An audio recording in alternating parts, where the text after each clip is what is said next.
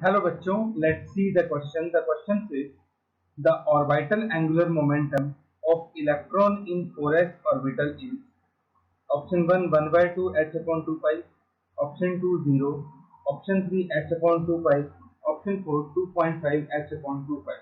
हमें ये बताना है कि जो इलेक्ट्रॉन 4s ऑर्बिटल में है उसका एंगुलर मोमेंटम कितना होगा। तो first of all let's write down the key concept.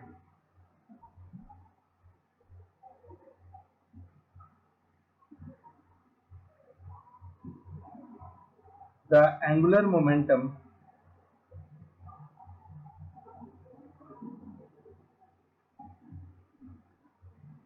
of electron in any orbital is given as, हमारे पास एक फॉर्मूला होता है एंगुलर मोमेंटम का, that is h upon 2 pi into under root l into l plus 1। इस formula के through हम बात करते हैं एंगुलर मोमेंटम की। जब भी हमारे पास कोई भी एटम होता है तो सेंटर में न्यूक्लियस होता है।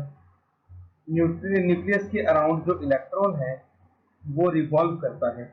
तो जब इलेक्ट्रॉन रिवॉल्व करता है तो उसके पास मास भी है और उसकी कुछ न कुछ वेलोसिटी भी होती है। तो मास इनटू वेलोसिटी का जो प्रोडक्ट आता है उसी को हम एंगुलर मोमेंटम बोलते हैं। तो उसको हम इस फॉर्मूला से कैलकुलेट करते हैं, जहां पे h हमारे पास है Planck's constant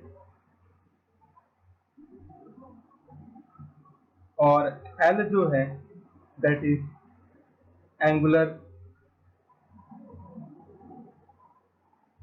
quantum number. L हमारे पास एंगुलर क्वांटम नंबर होता है और हर एक ऑर्बिटल के लिए L की जो वैल्यू होती है वो फिक्स होती है। जैसे हमारे पास s ऑर्बिटल होता है, p ऑर्बिटल होता है, d होता है, f होता है। तो उसके लिए L की वैल्यू हमारे पास s के लिए 0 होती है, p के लिए 1, d के लिए 2 और f के लिए 3। तो जैसा कि हमें क्वेश्चन में दिया गया है, electron is present in 4s orbital. Electron 4s orbital में है और 4s हमारे पास n की वैल्यू कितनी होती है 0। तो जो हमारे पास ऑर्बिटल एंगुलर मोमेंटम होगा that is equal to h upon 2 pi into under root l into l plus 1। तो 0 इंटू 0 प्लस 1। तो ओवरऑल ये हमारे पास कितना आ जाएगा 0 आ जाएगा।